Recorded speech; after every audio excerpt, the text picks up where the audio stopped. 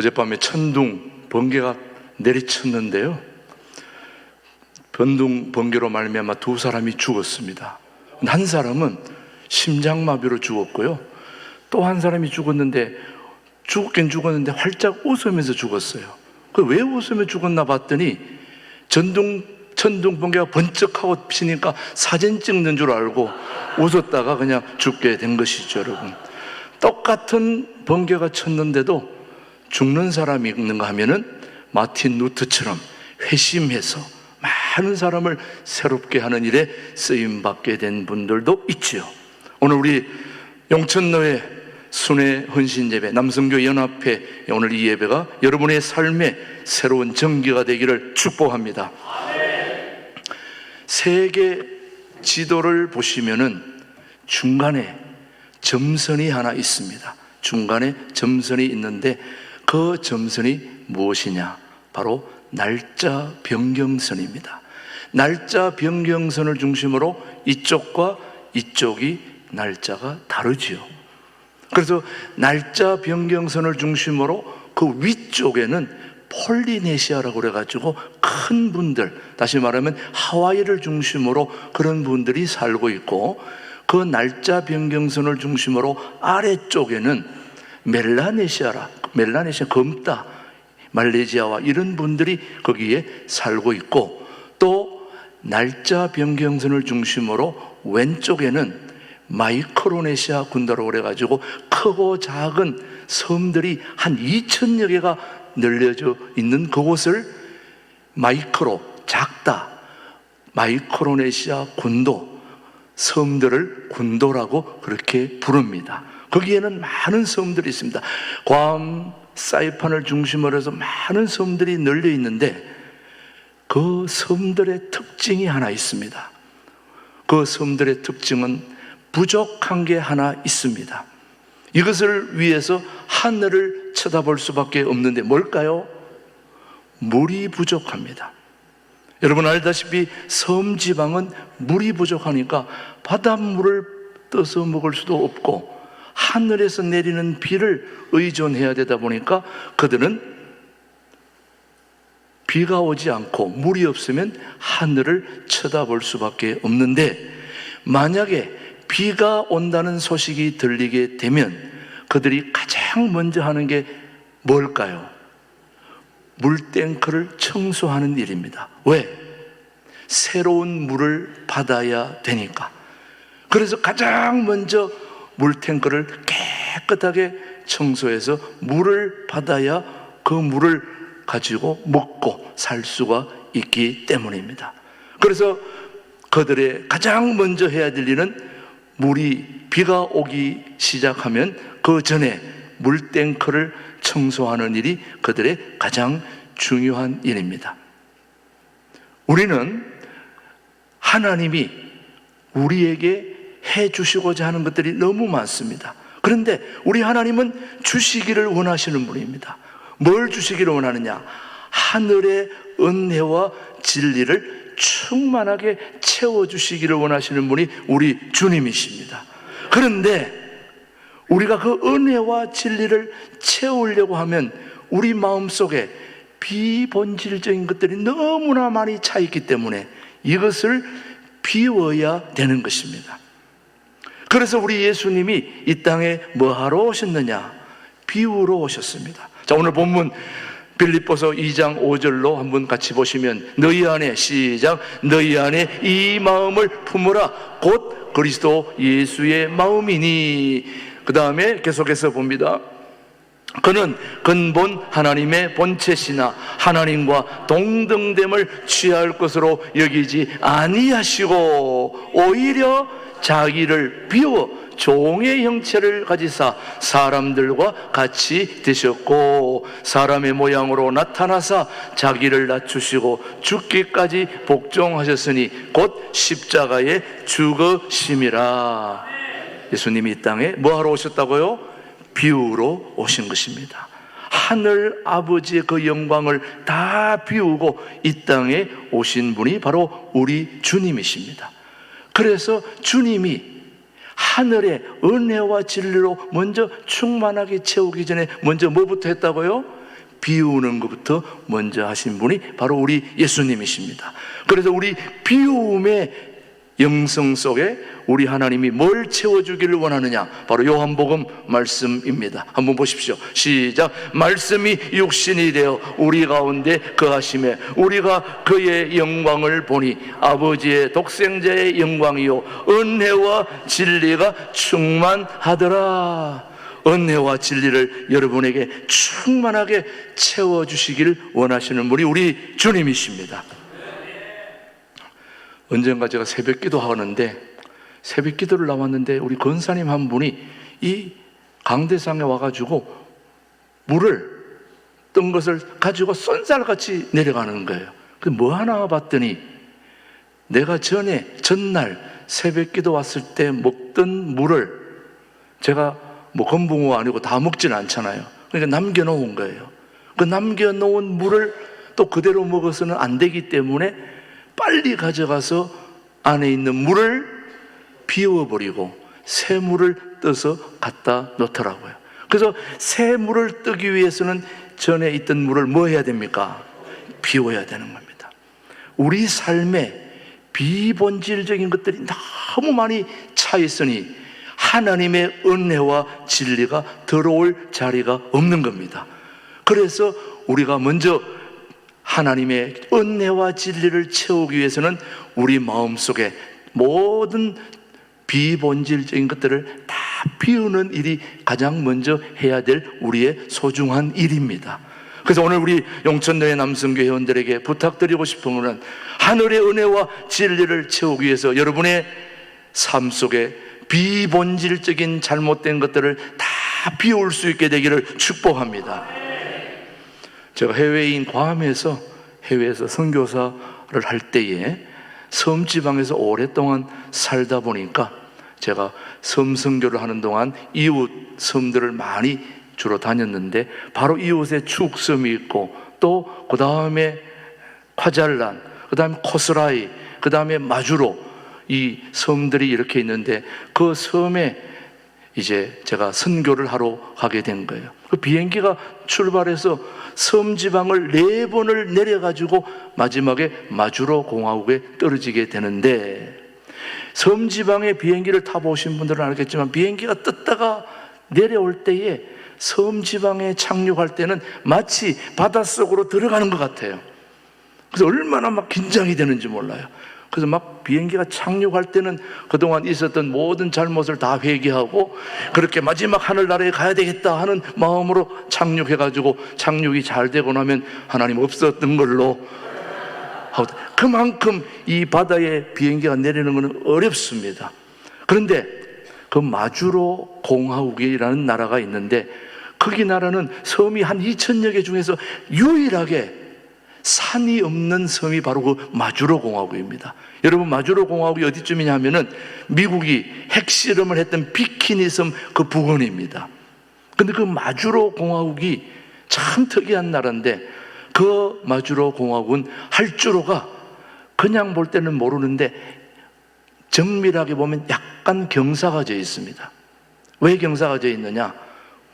비가 오면 빗물을 받아서 그 빗물을 사용해야 되기 때문에 할주로가 약간 경사가 져서 빗물이 떨어지면 한쪽으로 몰아서 물탱크로 들어가서 그 물을 사용하게 되어 있습니다.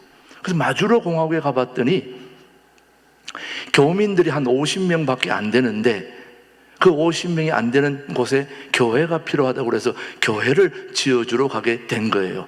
그런데 거기 가봤더니 수도꼭지가 2개더라고요. 수도꼭지 몇 개요?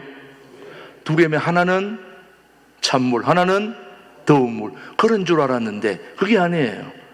거기에는 수도꼭지가 2개인데 하나는 할주로에서 받아놓은 그 탱크에서 나오는 그 먹는 물을 저장하는 탱크에서 오는 하나의 먹는 물이고, 또 하나의 수도꼭지는 물이 부족하다 보니까 바닷물을 땡겨가지고 화장실이나 허들의 일을 하더라는 거예요.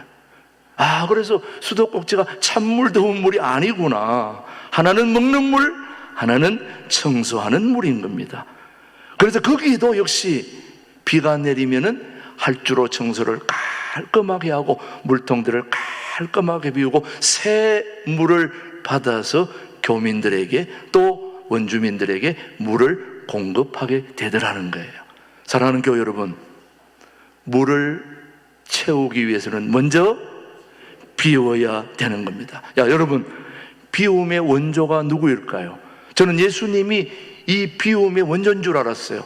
너희 안에 이 마음을 품어라 곧 그리스도 예수의 마음이니 그는 근본 하나님의 본체시나 동등됨을 취할 것으로 여기지 아니하시고 오히려 자기를 비워 종의 형체를 가지고 이 땅에 오신 분이 우리 주님이십니다. 그래서 저는 예수님이 원조인 줄 알았더니 원조가 아니더라고요. 제가 언젠가 곤지암에 갔더니 소머리 국밥이 유명하더라고 보니까. 곤지암.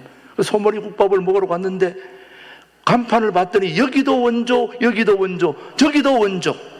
원래부터 원조, 이제부터 원조, 저쪽은 진짜 원조.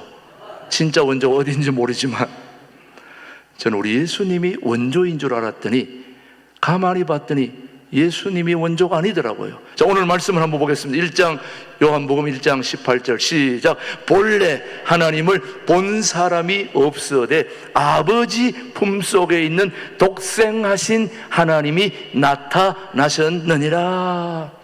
저는 우리 예수님이 원조인 줄 알았더니 진짜 원조는 예수님을 이 땅에 보내신 아버지 하나님이시더라는 거예요. 아버지 하나님이 가슴 속에 심령 속에 품고 있던 그 예수님을 이 땅에 내려 보내신 그 아버지의 비움의 영성, 비움이 있었기에 오늘 저와 여러분이 구원의 자리에 있게 된 것입니다. 그 원조는 누구입니까?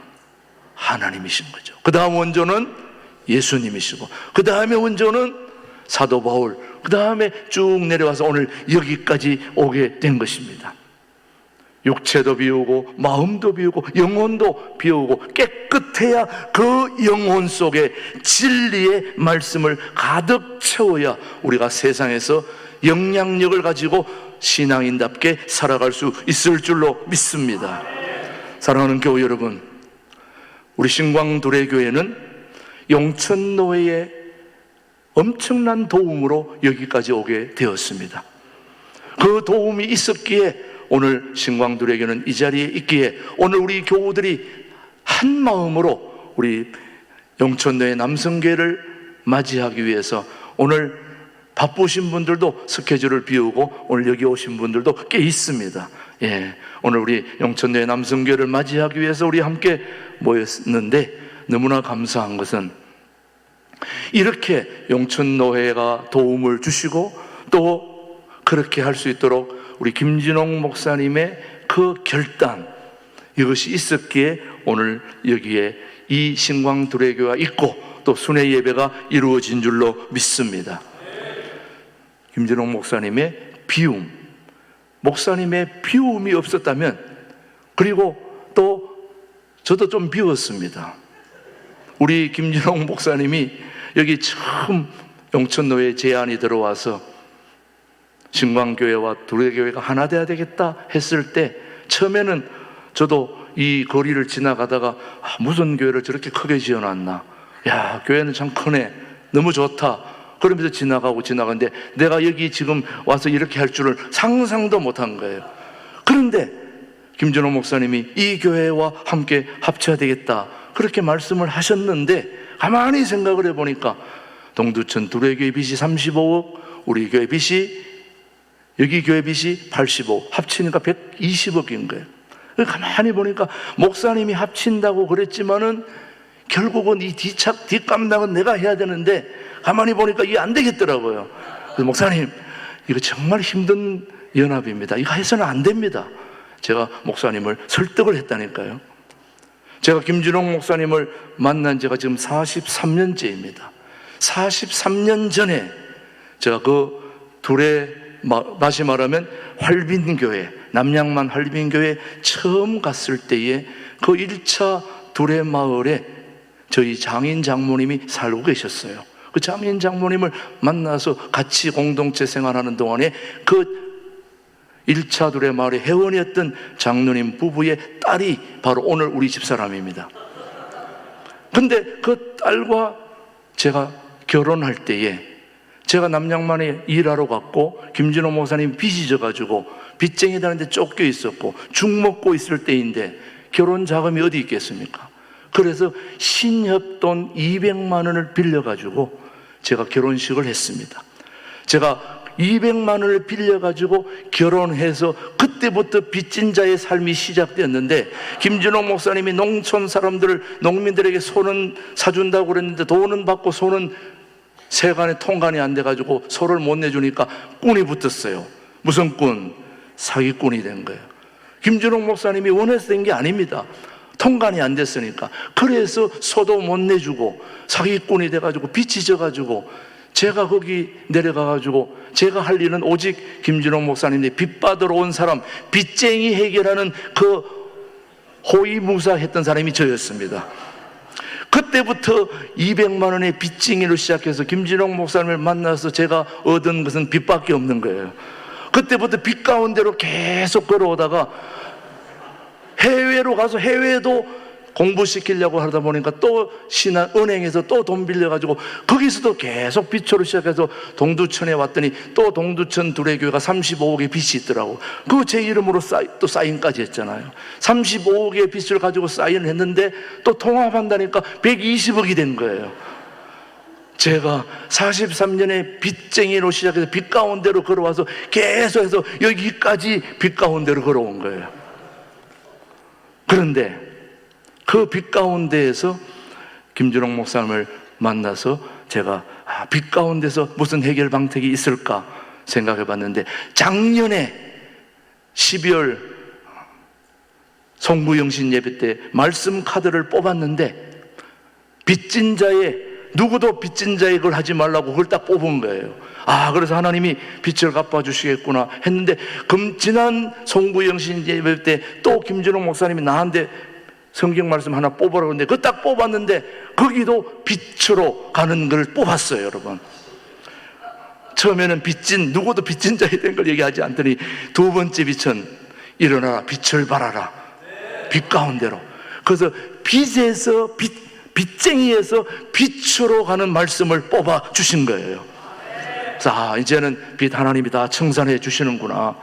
그렇게 해서 우리 신광두레교가 이제 3년 지나면서 돈 한 푼 전기세 못 내고 교역자 생활비 못 내던 우리 신광두레교가 이제 16억의 빚을 갚고 이제 빚이 100억 안쪽으로 딱 들어오게 된 거예요.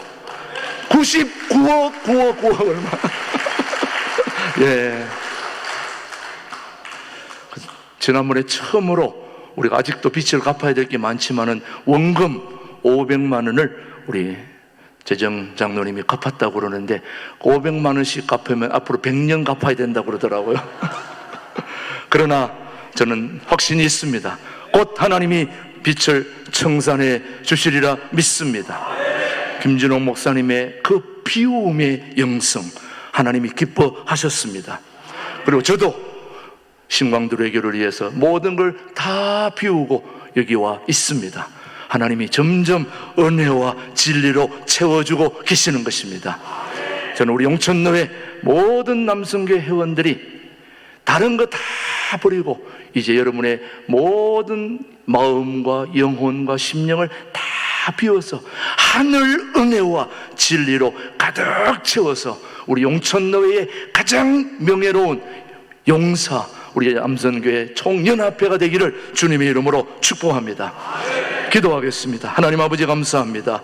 오늘 이렇게 용천노회 남성교회 연합회를 저희들에게 보내주시고 함께 순회 예배를 통하여 하나님 아버지 우리 신광두레교가 용천노회의 많은 은혜를 받았음을 감사하며 우리 함께 같이 예배하오니 주님께서 도와주시고 오늘 아버지 하나님 우리의 마음속에 모든 육체도 비우고 마음도 비우고 영혼도 비워 깨끗한 영혼 속에 진리의 말씀을 가득 채워 아버지 하나님 많은 사람들을 행복하게 해줄 수 있는 용천노회 모든 남성교회 연합회 또 우리 신광두레교회 될 수 있도록 은총을 베풀어 주옵소서. 예수님의 이름으로 감사기도 드립니다. 아멘.